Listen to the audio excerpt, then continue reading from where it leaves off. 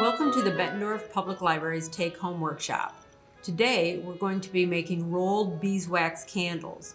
Rolled candles are a great way to make a candle because it doesn't involve heating and pouring the wax, so it's a good project for all ages really. A lot safer than traditional candle making, but still results in a very nice looking taper candle.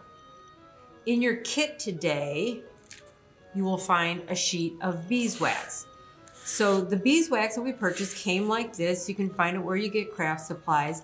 You can get it in different sizes. We're giving you approximately an 8x8 sheet, but you can get them larger and smaller. You can also get them in colors so that you can do them in a variety of colors, or you can cut out shapes from a sheet of beeswax and adhere it to a rolled candle for designs.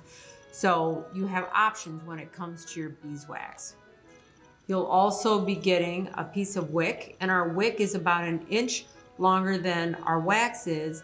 We do that so that when we roll it, we have wick sticking out on either end, and that way if one of your ends is better looking than the other, you can just make that the top end. It doesn't matter. All you need to supply is a pair of scissors. So let's get started. So the beeswax sheet is quite pliable, as you can see, and it doesn't take much to melt it. So what we're gonna do is we're gonna start, and I'm gonna start, this is the cut edge. You can tell the cut edge, it's not quite as smooth. I want my smoothest edges to be top and bottom. So I'm gonna take my cut edge, and I'm gonna take my wick, I'm going to center it on there, and I'm going to press it down. And I wanna press it hard enough so that it actually adheres to the beeswax. And again, the beeswax is not really thick, and it's thin enough so that the warmth of your hands will do it. Then I'm going to start rolling, and I'm just going to pinch that up and over the wick. Let's see if we can see the better. Just up and over the wick like that. Just barely rolled over the edge of the wick, because we want to roll this as tight as we possibly can.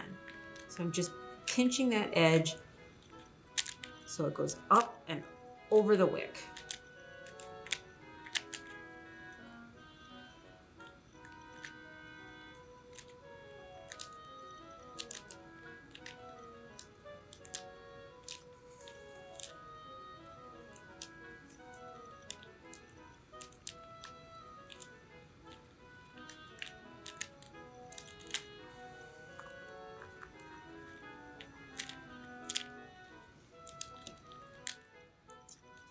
So once I have the wick encased in wax, the edge of the wax sheet has rolled up, then I'm going to start rolling, and I'm going to start from the beginning, and I'm pushing down as I roll. I want this to be a very, very tight roll.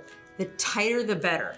The tighter the roll is, the more solid your candle is, the better it will burn.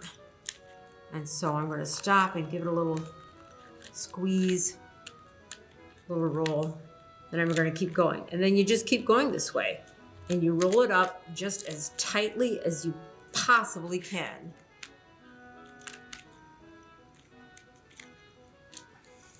Let's take a look. So you can see the end of it is pretty tightly wound, and that's what we want. So I'm pressing down firmly as I roll, just a little bit at a time. Checking my ends.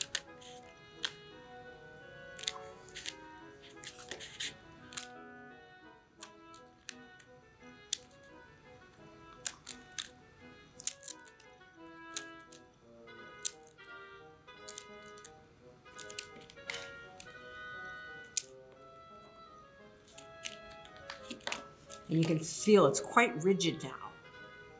So I know I'm getting it good and solid, which is what I want. So don't be afraid to push hard as you roll.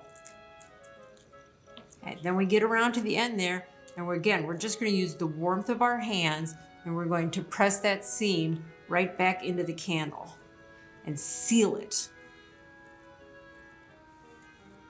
So I'm just using the warmth of my hands to stick those together. And I don't have the warmest hands around, so yours should be fine. And then I'm going to roll it some more. I want it to keep its round shape. I don't want there to be a flat spot where that seam is. The seam will be noticeable. You can see it, but it shouldn't be sticking out. And then I'm going to look at my ends. And actually this one, they're both pretty gosh darn good, so it doesn't matter. And I'm just going to snip off the wax on what will be the bottom. And there it is. That's our illustration. Now, if you wanted to trim this down a little bit more, either using scissors or a knife, you can make that a little flatter. And I also could just push some of that in with my thumb so it's nice and flat so it'll fit into a candle holder. And you have a really beautiful, I think, elegant rolled beeswax candle. We'd like to see your candles. We'd like to see everything that you do through the take-home workshops. So send us a picture through our social media, and our thanks to the friends for sponsoring our workshop.